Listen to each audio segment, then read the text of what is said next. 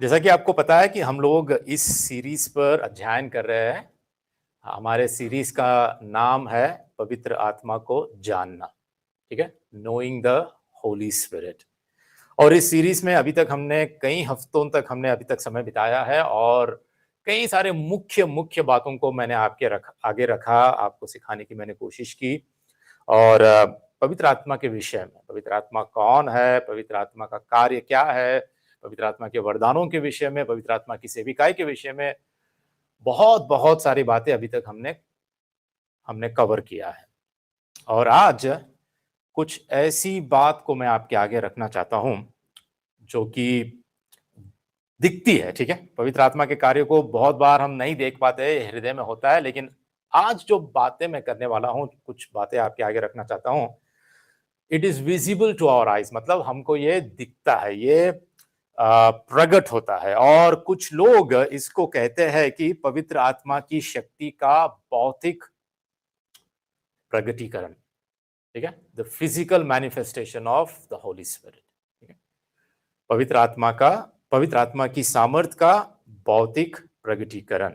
तो इसलिए आज का टॉपिक ये रहेगा, is falling under the power of the Holi spirit biblical, मतलब क्या पवित्र आत्मा की शक्ति से गिर जाना बाइबल के अनुसार है। बहुत ही कंट्रोवर्शियल सब्जेक्ट हो सकता है आज के दिन। हो सकता है कि आप मुझसे सहमत ना हो सकता है कि आप कहेंगे कि भैया आप जो बोल रहे हैं वो बिल्कुल गलत है। कोई बात नहीं, ठीक है, हम एक दूसरे से सहमत भी ना रहे, लेकिन फिर भी हम मसीह में भाई बहन की तरह हम जी सकते हैं, हम प्रभु में आगे बढ़ सकते हैं। ठीक है, लेकिन कुछ बातें ऐसी जरूरी है, सच्चाई को जानना और परमेश्वर का वचन हमें क्या सिखाता है यह हमें जानना जरूरी है, ताकि हम धोखा ना खाएं। क्योंकि आज मसीह जगत में ऐसे ऐसे लोग उठ खड़े हो गए, हर गली में, हर किनारे, हर मोड़ पर और हर जगह पर मसीह के नाम को लेकर कई सारे जगहों पर, कई सारी कलीसियाओं में, कई सारे मंडलियों के बीच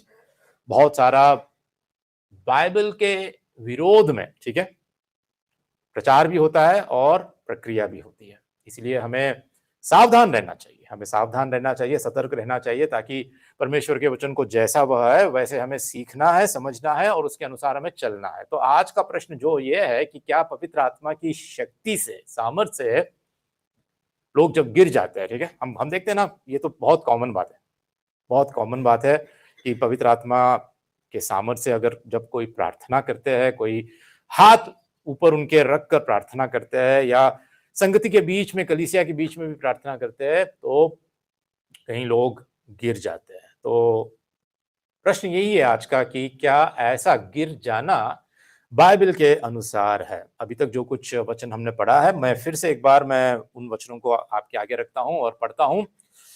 वचन ऐसा कहता है कि फिर भी मैं तुमसे सच कहता हूं कि मेरा जानना जाना तुम्हारे लिए अच्छा है, क्योंकि यदि मैं ना जाऊं तो वह सहायक तुम्हारे पास ना आएगा, परंतु यदि मैं जाऊंगा तो उसे तुम्हारे पास भेज दूंगा, और वह आकर संसार को पाप और धार्मिकता और न्याय के विषय में निरुत्तर करेगा।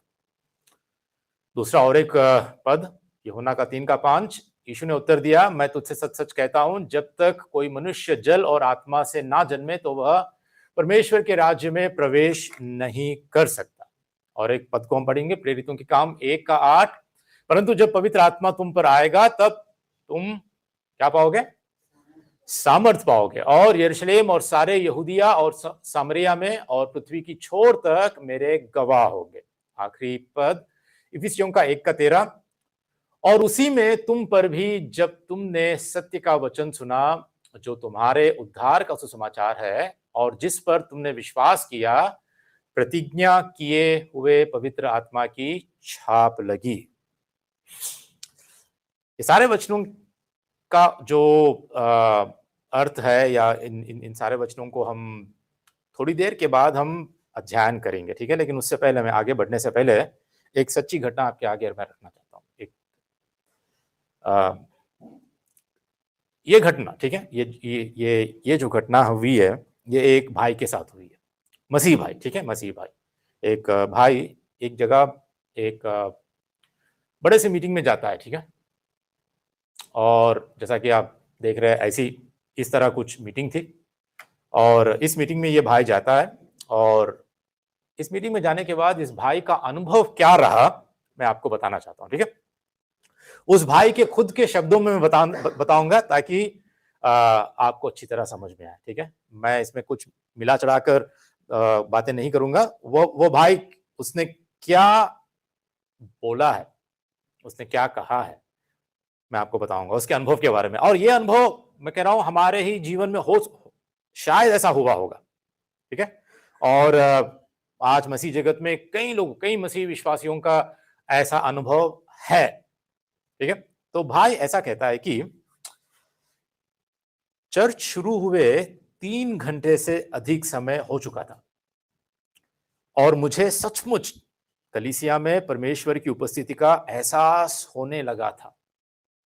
जब मैं अपने दोस्त के बगल में खड़ा था तो संगीत गहरा और तीव्र था। जो वहां पे संगीत चल रहा था, म्यूजिक, ठीक है।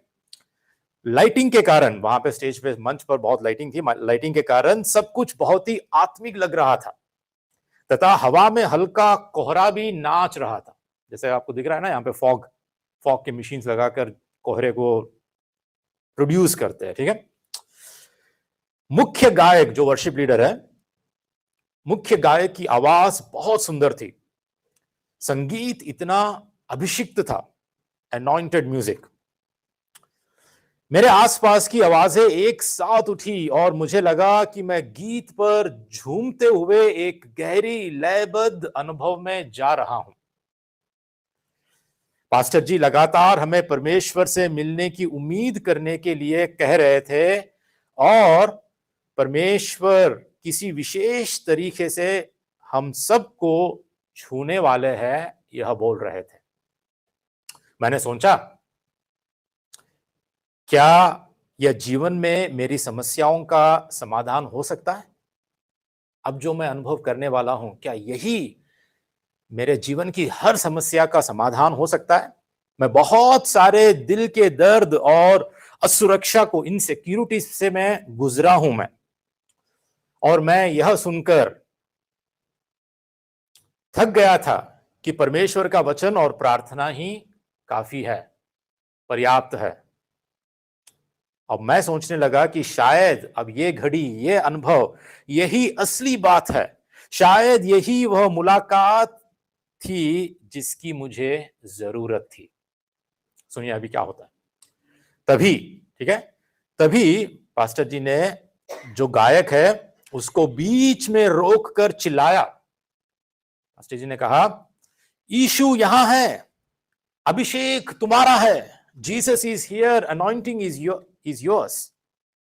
यदि तुम परमेश्वर से एक नया स्पर्श चाहते हो तो यहां मंच के सामने आ जाओ।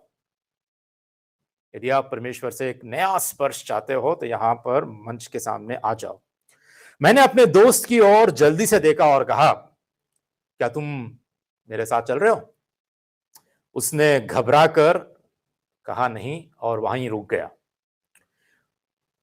और मुझे लगा कि उसे इस तरह की चीजों पर संदेह है। ठीक है, मैंने सोचा, उसका नुकसान।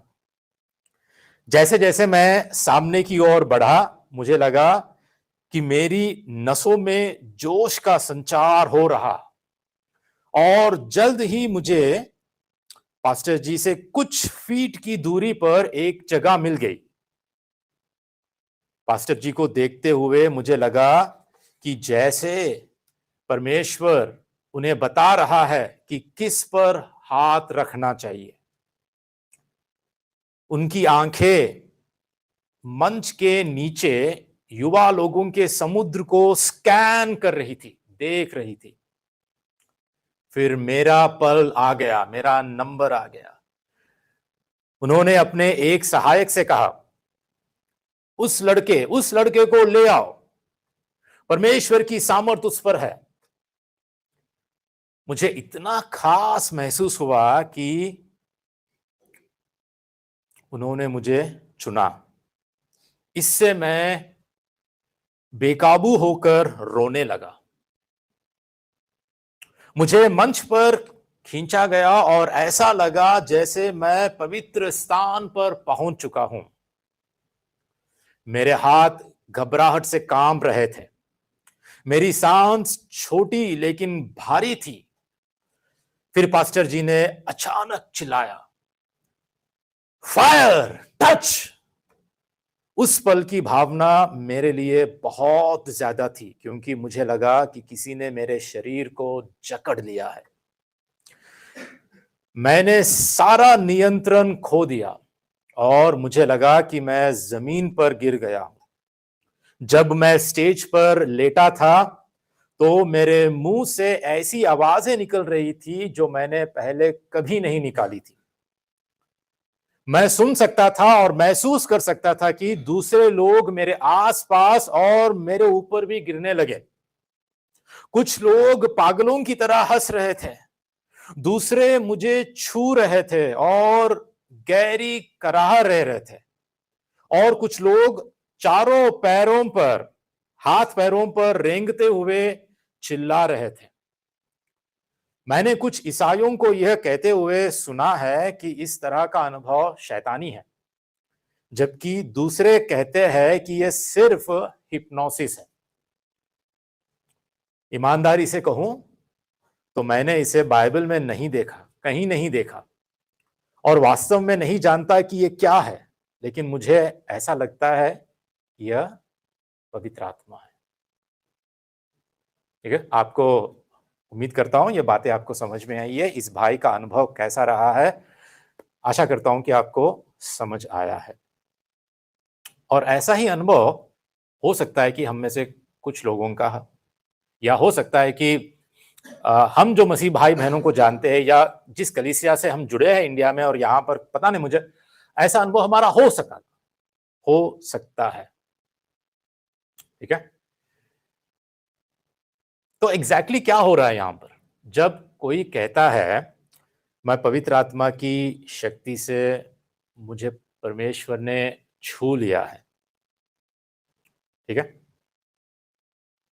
पवित्र आत्मा के शक्ति से मैं गिर गया हूं। मैं, अगर ऐसा कभी कोई कहता है तो एक्चुअली वो कहना क्या चाहते हैं, इनका मतलब क्या है? मतलब ये होता है कि पवित्र आत्मा ने मुझे भर दिया है और सामर्थ्य के साथ मुझे छू लिया है। कई लोग इसे पवित्र आत्मा का स्पर्श मानते हैं और मानते हैं कि ये तभी होगा जब कोई परमेश्वर के दास आपके ऊपर हाथ रखते हैं, ठीक है, आपको छूते हैं, या वह उन पर अपनी सांस फूंकते हैं, या अपना हाथ हिलाते हैं। और उतना ही नहीं, कोई अपने जैकेट को निकालकर जैकेट को भी हिलाते हैं और जैकेट से भी हमको मारते हैं। या जब तक कोई फायर या टच ऐसे शब्द चिल्लाकर नहीं कहते, तब तक पता नहीं चलता, तब तक यह अनुभव नहीं होता है कि पवित्र आत्मा से हम भरे हुए हैं या नहीं। हमको ये पता नहीं चलता कि क्या सच में हम परमेश्वर की उपस्थिति को हम महसूस कर रहे हैं या नहीं। ठीक है, और किसी को मैं गलत नहीं कहूंगा, किसी को मैं सही नहीं कहूंगा, क्योंकि हमें खुद को, अपने आप को परखना है, अपने आप को जांचना है, और हमें यह देखना है कि बाइबल का वचन, परमेश्वर का वचन क्या कहता है। ठीक है, इसीलिए मैं आपके आगे कुछ वीडियोस, ठीक है, कुछ ऐसे वीडियोस को मैं लाया हूं, बस 2-4 मिनट वाले, जो कि आपको मैं दिखाना चाहता हूं, और जिससे हम ये देखेंगे कि क्या सच में ऐसा कोई अनुभव, ऐसी कोई बातें हम बाइबल में पाते हैं या नहीं। ठीक है, क्योंकि आज मसीहत में कुछ ऐसे लोग हैं जो एक और बात करते हैं, एक चरम सीमा उनकी इतनी हो जाती है, एक एक्सट्रीम, जहां पर वो ऐसा कहते हैं कि जब तक आप झूलेंगे नहीं, हिलेंगे नहीं, आप गिरेंगे नहीं, तब तक पवित्र आत्मा आपको छुआ नहीं है, पवित्र आत्मा से आप भरपूर नहीं है। जब तक आप अन्य भाषाओं में बात नहीं करेंगे, मतलब आपने पवित्र आत्मा को पाया ही नहीं है। ठीक है, एक वर्ग वाले ऐसा कहते हैं और दूसरे वर्ग वाले एक ऐसे भी है जो कहते हैं कि आज कोई पवित्र आत्मा के वरदान नहीं है, सब कुछ खत्म हो चुका है, कोई परमेश्वर चंगाई नहीं देता है, कोई परमेश्वर चिन्ह चमत्कार नहीं करता है, सब कुछ खत्म हो गया। ठीक है, ऐसे भी लोग हैं। अब इन दोनों वर्गों के बीच में कई सारे ऐसे विश्वासी है जो सैंडविच की तरह कुचले जा रहे हैं, जिनको पता नहीं चल रहा है कि सच क्या है, जिनको पता नहीं चल रहा है कि क्या शिक्षा सही है और कौन सी शिक्षा गलत है। ठीक है, तो इस सीरीज में आज जो टॉपिक पर हम पहुंचे हैं, आगे चल के और भी बहुत सारे बातें हैं, लेकिन आज जो टॉपिक है जिस विषय में कि पवित्र आत्मा के सामर्थ्य से कोई गिर जाना, ये क्या बाइबल के अनुसार है। आपको मैं कुछ वीडियोस दिखाना चाहता हूं, ध्यान से देखिए।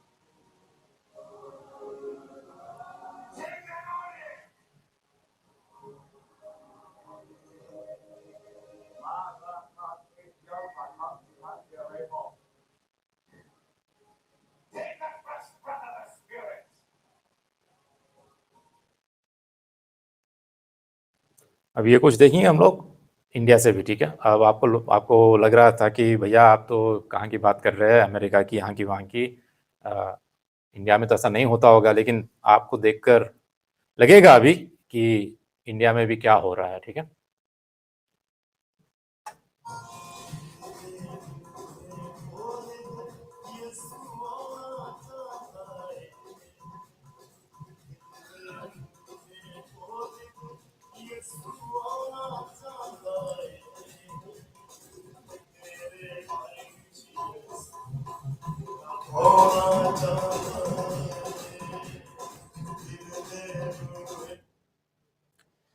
ठीक है, अभी ये जो वीडियो आप देख रहे हैं, इनके हाथों में ना एक स्प्रे है, मतलब ऑयल का स्प्रे है। देखा आपने? ठीक है, ठीक है, ये सब कुछ मैंने आपको इसलिए नहीं दिखाया कि मैं किसी की बेइज्जती कर रहा हूँ या किसी को नीचा दिखा रहा हूँ या किसी की सेविकाई को या किसी के प्रचार को मैं नीचा दिखा रहा हूँ। ठीक है, मैं किसी का इंसल्ट नहीं कर रहा हूँ, मैं आज भी हर परमेश्वर के दास की मैं रेस्पेक्ट करता हूँ मैं, लेकिन जो काम, जो क्रियाएं हो रही है, प्रतिक्रियाएं हो रही है, या जो जिस रीति से पवित्र आत्मा के नाम से आज लोगों के बीच में ऐसे ऐसे काम हो रहा है कि यदि कोई अविश्वासी व्यक्ति कभी कलीसिया में आ जाए तो वो डर जाएगा, वो डर जाएगा। तो यहां पर आपको क्या लगता है कि अभी तक जो भी हमने देखा है, ठीक है, अभिषेक के नाम से आजकल ऐसे ऐसे बातें हो रहे हैं जहां पर मैंने हाल ही में ये भी देखा कि कुछ खाने की वस्तुएं होती है ना, उसके ऊपर भी पवित्र आत्मा का अभिषेक, पानीपुरी अभिषेक, ठीक है, समोसा अभिषेक, कुछ फल के ऊपर अभिषेक, मतलब यदि अगर उन चीजों को तुम खा लोगे तो पवित्र आत्मा का अभिषेक तुम पर आ जाएगा। उन चीजों को तुम खा लोगे जो कोई परमेश्वर के दास ने प्रार्थना करके आपके लिए दे दिया, मतलब अभिषेक उसमें रहेगा और वह तुम खा लोगे तो तुम चंगे हो जाओगे, तुम ठीक हो जाओगे।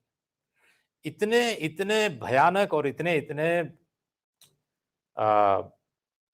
भ्रम करने वाले, धोखा देने वाले लोग आज मसीहत में उठ खड़े हो गए।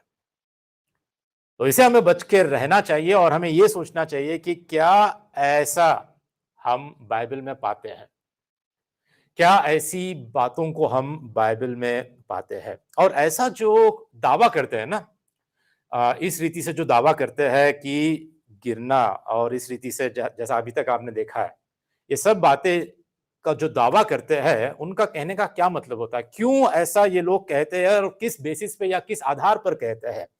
ये कहते हैं कि ये जो अनुभव है परमेश्वर पिता की प्रत्यक्ष उपस्थिति का परिणाम है। और ये भी कहते हैं कि पवित्र आत्मा एक ऐसी शक्ति है जिसे रोका नहीं जा सकता, जब वह लोगों को छूता है तो वह गिर जाते हैं। और कहते हैं कि जो लोग खाली है उन्हें आत्मा से भरने के लिए पवित्र आत्मा की शक्ति के अधीन होना, मतलब गिर जाना जरूरी है। जब तक आप गिरोगे नहीं तब तक पवित्र आत्मा आपको भरेगा नहीं। जब परमेश्वर मानव शरीर को छूता है तो कुछ ना कुछ घटित होता है। जब स्वर्ग पृथ्वी को छूता है तो चीजें हिल जाती है। ये सारे बातें इनका दावा है। और परमेश्वर की शक्ति अत्यधिक है, जब यह प्रकट होती है तो लोग गिर जाते हैं। अब इस पर आप कितना भरोसा करते हैं, कितना आप विश्वास करते हैं, मुझे पता नहीं, लेकिन परमेश्वर के वचन के आधार पर भी यह लोग जो इस रीति से विश्वास करते हैं, वो उनका कहने का या उनका दावा करने का परमेश्वर के वचन के ऊपर भी आधारित है, ऐसा कुछ लोग कहते हैं। और सबसे पहली बात, अपने आप को जस्टिफाई करने या अपने आप की सफाई देने के लिए, ठीक है, ये सब कुछ सही है, ऐसा करना चाहिए, और जब तक ऐसा नहीं करोगे तब तक पवित्र आत्मा नहीं है, ऐसा जो कहते हैं, ऐसा जो दावा करते हैं, वो किस वचन को लेकर ऐसा कहते हैं, किस वचन के आधार पर ये बातें करते हैं। सबसे पहली बात उनका कहना होता है, ठीक है, वो कहते हैं कि यह तो पुराने नियम में भी है, पुराने नियम में भी ऐसा हुआ है। पता है आपको पुराने नियम में ऐसा हुआ है? और पता है जब वो कहते हैं कि पुराने नियम में ऐसा हुआ है तो किस वचन को दिखाते हैं, किस वचन को दिखाते हैं, आपके आगे मैं रखना चाहता हूं, ठीक है। ये वचन है पहले राजाओं की किताब का 8 अध्याय, उसका 10 और 11 पद, ठीक है। वचन ऐसा कहता है कि जब याजक पवित्र स्थान से निकले तब यहोवा के भवन में बादल भर आया, और बादल के कारण याजक सेवा टहल करने को खड़े ना रह सके, क्योंकि यहोवा का तेज यहोवा के भवन में भर गया था। आमीन। परमेश्वर का तेज उसके भवन में जब भर गया था, परमेश्वर की महिमा जब भवन में आ गई थी, तो याजक खड़े नहीं रह सके। अब यहां पर क्या हो रहा है, यह संदर्भ को हमें समझना जरूरी है। संदर्भ क्या है यहां पर? What is the context?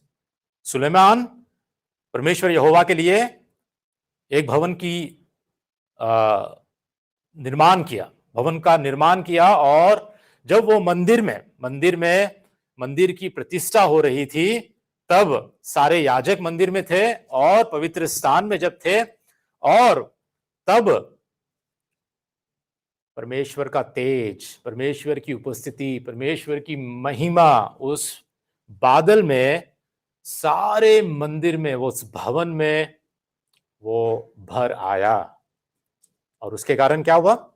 जो याजक थे वहां पर, वे खड़े नहीं रह पाए। और इसी को लेकर ये लोग जो ऐसा विश्वास करते हैं कि गिरना जरूरी है, तो वो लोग कहते हैं कि देखे, जब परमेश्वर की महिमा उतरती है, जब बादल उतरता है, जब परमेश्वर का तेज आता है भवन में, तो कोई खड़ा नहीं रह पाएगा। जैसा याजक गिर गए थे वैसे हम भी गिर जाएंगे, क्योंकि परमेश्वर अपने महिमा के साथ आ गया है। पता है, अगर हम वचन को सही रीति से पढ़े और देखें तो यहां पर क्या कह रहा है वचन? क्यों याजक खड़े ना रह सके? क्यों वो खड़े नहीं रह सके? वो इसलिए खड़े नहीं रह सके कि पवित्र आत्मा उन पर उतर आया या पवित्र आत्मा की सामर्थ उनको छू ली। वो इसलिए खड़े नहीं रह सके क्योंकि परमेश्वर की महिमा उस भवन को भर चुकी थी। परमेश्वर की महिमा से वो भवन भर गया था। और इसी को लेकर अगर कोई सफाई देने लगे और कहने लगे कि सब गिरना चाहिए, तो मेरा इसके विषय में जवाब ये रहेगा, वहां के सारे याजक, ठीक है, सारे याजक खड़े नहीं रह पाए, है ना। वचन साफ साफ हमको हमको कह रहा है कि और बादल के कारण याजक सेवा टहल करने को खड़े ना रह सके। और यदि किसी का यह दावा है कि परमेश्वर का तेज, परमेश्वर की उपस्थिति, पवित्र आत्मा अगर जब आपको छूता है तो आपको जरूर आपको गिरना है। पवित्र आत्मा, परमेश्वर जब किसी कलीसिया के बीच में, किसी लोगों के बीच में, किसी समुदाय के बीच में जब आ जाता है तो हर एक को गिर जाना चाहिए। तो फिर ऐसा क्यों नहीं होता? ऐसा क्यों नहीं होता? जो प्रचारक है वो क्यों नहीं गिर जाता है? जो गीत गाने वाले, वर्शिप करने वाले लोग होते हैं वह क्यों नहीं गिर जाते हैं? जो सिर्फ मंच के आगे ही होते हैं वही क्यों गिरते हैं? जो लोग पीछे ठहर कर ताली बजा रहे हैं या गीत गा रहे हैं वो क्यों नहीं गिर रहे? और खासकर कैमरामैन क्यों नहीं गिरता है? हा? कभी कैमरामैन गिरता ही नहीं। अगर याजक, सारे याजक खड़े नहीं रहे, सारे याजक परमेश्वर के तेज और उसके भवन में आए, उस बादल के कारण, उस महिमा के कारण सभी लोग खड़े नहीं रह पाए, तो फिर आज जब कलीसिया में भी ऐसा ही परमेश्वर का तेज और परमेश्वर की महिमा आती है तो हम सबको गिरना चाहिए।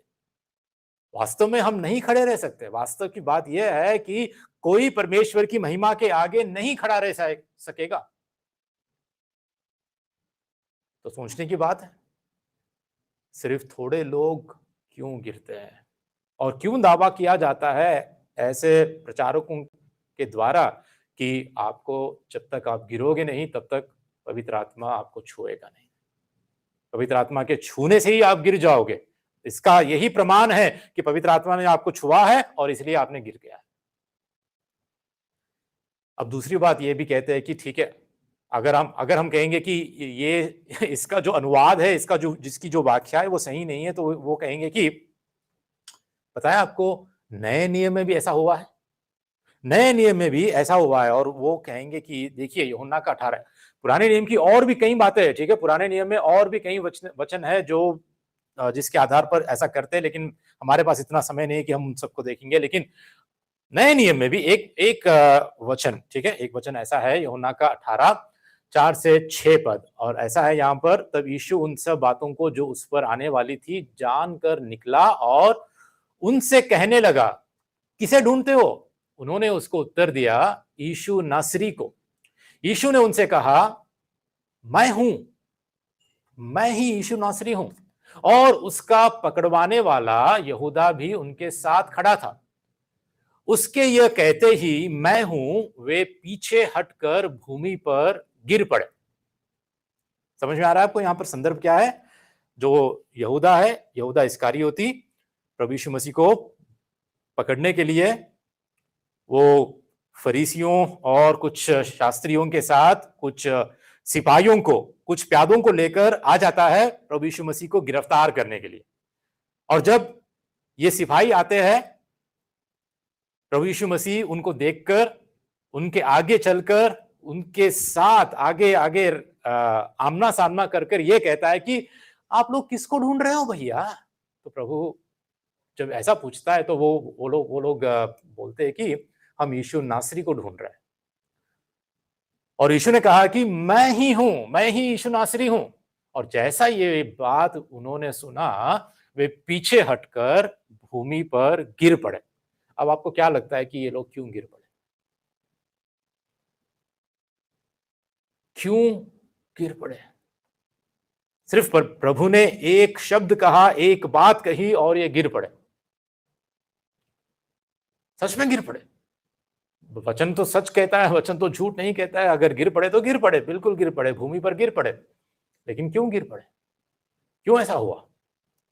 और इसी वचन के आधार पर ऐसा जो विश्वास करने वाले होते हैं कि पवित्र आत्मा की सामर्थ है ये, और पवित्र आत्मा की सामर्थ देखो, जब प्रभु यीशु मसीह ने भी कुछ कहा, जब उसका वचन उसके मुंह से निकला तो तुरंत वो गिर पड़े। इसीलिए आज भी जो प्रचारक अगर मुंह से कुछ बात कहता है ना, तो आगे के सारे लोग गिर पड़ेंगे। लेकिन हम जब कॉन्टेक्स्ट में या उसके संदर्भ में जब हम सोचेंगे और सुनेंगे और व्याख्या सही रीति से करेंगे, यहां पर गिर पड़ने का कारण क्या है? क्या यहां पर परमेश्वर प्रमाण दे रहा है? क्या साबित कर रहा है? यहां पर एक बात हमको यहां पे समझना चाहिए कि जब प्रभु ने कहा कि मैं ही हूं, तो वो यह हमको दिखा रहा था। जैसे ये लोग भूमि में गिर पड़े, तो यहां पर हम ये देख पाते हैं कि प्रभु यीशु मसीह का अधिकार उन पर भी है जो लोग उसको मारने के लिए आ रहे थे। यहां पर दिव्य या ईश्वरीय संप्रभुता को हम देखते हैं, प्रभु की संप्रभुता को, कि सारे मानव जाति पर उसका अधिकार कैसा है, उसकी सामर्थ कैसी है, उसकी संप्रभुता कैसी है, कि जो लोगों को उसने खुद को मारने की अनुमति दी है, उन पर भी उसका अधिकार है। उन पर भी उसका अधिकार है। और यहां पर हमको ये बात सोचना है, समझना है और देखना है बारीकी से। अभी जो यहां पर आए हुए थे, ये लोग जो थे, जो सिपाही थे, वो लोग प्रभु यीशु मसीह के दुश्मन थे, है ना? वो लोग किसी मंडली में नहीं आए, किसी मीटिंग में नहीं आए, और किसी ने उनको पवित्र आत्मा की सामर्थ्य से छूने का कुछ प्रदर्शन नहीं किया। ये लोग कौन थे? ये सिपाही लोग और ये शास्त्री पंडित और ये फरीसी जो भी थे, ये सारे लोग प्रभु यीशु मसीह के विरोधी थे। ठीक है? और वहां पर कोई पवित्र आत्मा का अभिषेक या पवित्र आत्मा में प्रार्थना ऐसी कुछ नहीं हो रही थी। और वहां पर वो गिरने के बाद उन्होंने कुछ थरथराया नहीं, कांपना शुरू नहीं हुआ है, या नियंत्रण खो बैठकर वो लोग हंसने भी नहीं लगे वहां पर। ठीक है? और ना तो वो पवित्र आत्मा से भरे गए हैं, बल्कि ये हुआ है कि वो गिरने के बाद क्या हुआ पता है? वो फिर से उठे और प्रभु यीशु मसीह को गिरफ्तार किया, है ना? फिर से उठे और उनका जो काम करना था उनको, वो उन्होंने किया है। यहां पर इस वचन के आधार पर हम ये नहीं कह सकते हैं कि यदि कोई प्रचारक भी, जैसा प्रभु यीशु मसीह ने कहा कि मैं हूं, वैसे ही अगर कोई प्रचारक भी कहता है इसी रीति से, तो सबको गिरना चाहिए, क्योंकि वो प्रभु यीशु मसीह की ओर से बात कर रहा है और उसके वचनों में सामर्थ होती है, तो इसीलिए सबको गिरना चाहिए। ऐसा नहीं है। इस वचन के आधार पर हम कभी नहीं कह सकते कि यही सही है। ठीक है? लेकिन आपको क्या लगता है कि बाइबल हमको सच में यह शिक्षा देती है कि पवित्र आत्मा से जब कोई छुए जाता है, पवित्र आत्मा से भरपूर होता है, तो हमें जरूर इस रीति से गिरना जरूरी है? मुझे नहीं लगता कि कहीं पर परमेश्वर का वचन हमको ऐसा दिखाई पड़ता है। लेकिन फिर क्यों लोग गिरते हैं? क्यों लोग गिरते हैं? ठीक है? इसके कई कारण हो सकते हैं। कुछ कारण मैं आपको बताता हूं। सबसे पहले यह हो सकता है कि लोग सोचते हैं कि उन्हें गिरना ही है, गिरना चाहिए मुझे, हाँ? क्योंकि दूसरे लोग गिर रहे हैं, अगर मैं ना गिरूं तो फिर क्या हो जाएगा? कभी कभी ऐसा सोचते हैं कि यदि आप नीचे नहीं गिरते तो इसका मतलब है कि आपने परमेश्वर की उपस्थिति को महसूस नहीं किया। आप वो जो इतने आत्मिक है, आप उतने आत्मिक नहीं है, इसलिए आप नहीं गिर पा रहे हो। जो ज्यादा गिरा, जो जोर से गिरा, जो हिल हिल के गिरा, मतलब वो उतना आत्मिक है। दूसरी बात ये भी हो सकती है कि लोगों को पहले से ही बता दिया जाता है कि आप गिरने वाले हो। लोगों को पहले से ही प्रिपेयर किया जाता है भावुक रीति से, इमोशनली, कि यहां पर परमेश्वर की उपस्थिति आने वाली है, प्रभु यीशु मसीह आने वाला है, यहां पर आग, फायर, ऐसे टच कह के ऐसे बातों से पहले से ही आपको तैयार किया जाता है।